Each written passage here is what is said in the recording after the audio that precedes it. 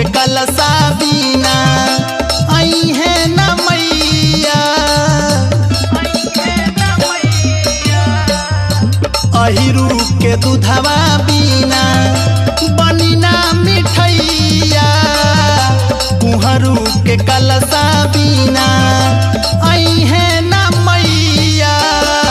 पंडित जी के अइला बिना ध्यानवा ना होई।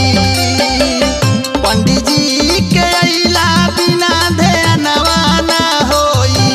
ऐसैया हो मलिया के फूलवा बिना पूजा नवा ना होई।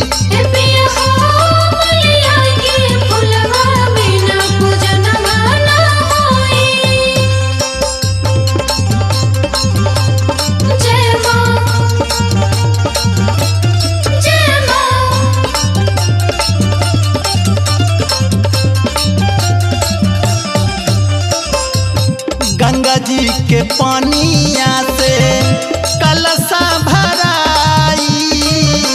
गैया के गोबर से अंगना लिपाई। गंगा जी के पानिया से कलशा भराई। गैया के गोबर